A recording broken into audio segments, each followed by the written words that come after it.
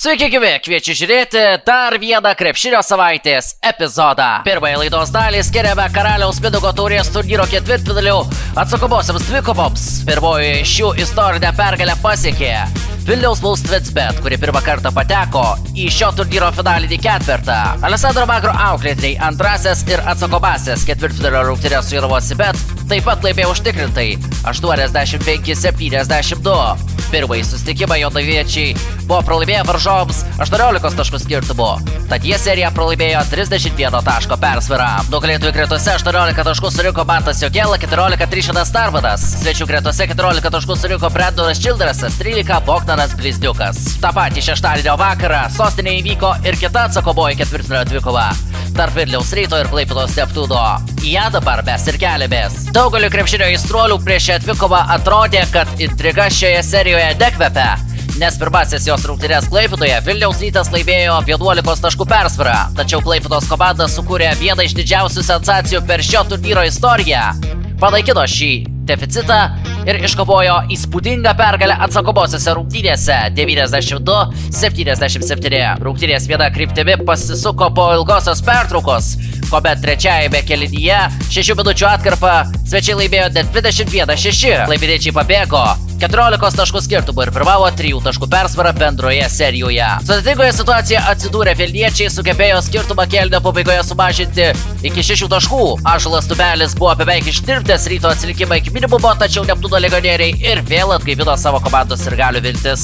Spurtas 12-2 leido svečiams panaikinti visą vilniečių turėtą pranašumą. Deširas Bui likus mažiau nei minutei smėgė tribūnas nutilčiusi tritaškį, o per likusį laiką vilniečiams sukurti stebuklo taip ir nepavyko. Ryto krepšininkai be Karaliaus Mindaugo taurės finalo ketvirto lieka trečią kartą per turnyro istoriją. Tuo tarpu Neptūnas finalo ketvirtą žais 5 kartą, o paskutinį kartą klaipėdiečiai čia buvo 2021-aisiais. Neptūną į šią įspūdingą pergalę tempė legionieriai. Deširas Bui pelnė 25 taškus, Neitas Žalsras 15.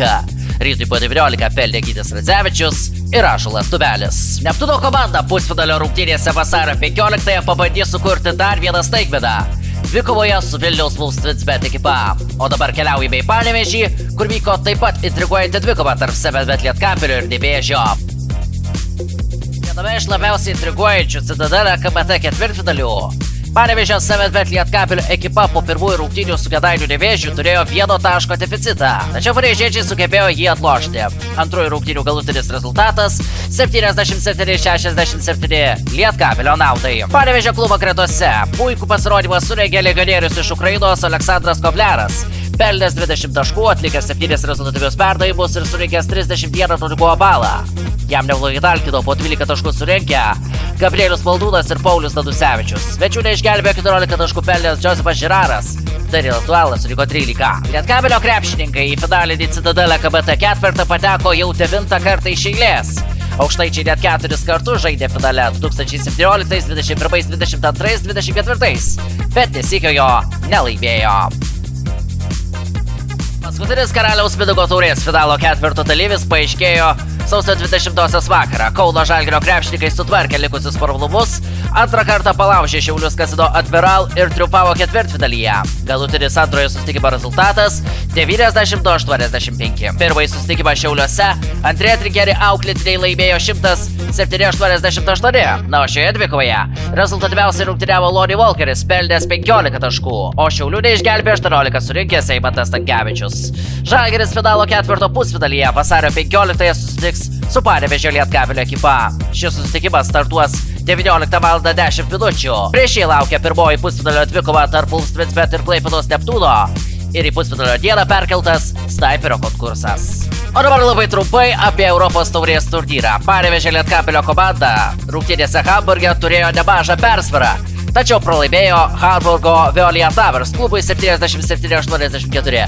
Panevėžiečiai jau neturi vilčių žengti į kitą varžybų etapą. Tuo metu Vilniaus Vilkai vedimi 32 naudingumo balų surinkusio Mariko Blaževičiaus 88-76 antrą kartą šį sezoną nugalėjo Gran Canarijos ekipą ir dar labiau priartėjo prie tikslo žengti į kitą varžybų etapą. Pasikartojo istorija jau matyta rungtynėse Stambule. Žalgiris, kaip ir tose pralaimėtose rungtynėse prieš Fenerbahčę, taip ir šioje atvykoje po 2 kėlinių užtikrintai valdė situaciją. Po Beto Bečalo dvitaškio kauniečiai susikrovė net 20 taškų persvarą. Po pertraukos Panathinaikos perėmė rungtynių kontrolę po kurioziškos antrosios Sergino Tamano techninės pražangos. Ketvirtajame kėlinyje likus 6 minutėms Panathinaikos jau pirmavo 8 taškais ir Žalgiris galutinai sugriuvo. Rungtynes kauniečiai pralaimėjo 76-89. Žalgiriečiai patyrė 12 pralaimėjimą šį sezoną ir dabar turi neigiamą pergalių ir pralaimėjimų balansą. Iš viso šioje atvykoje bus skirtos net 6 techninės pražangos, o 2 iš jų buvo skirtos Silvainui Francisko ir Lonnie Walkeriui. Iki šio susitikimo ne vienas žalgirietis nebuvo uždirbęs techninės pražangos per šį Eurolygos sezoną. Tiek žinių šiam kartui. Atsisveikinu, susitiksime kitoje krepšinio savaitės laidoje.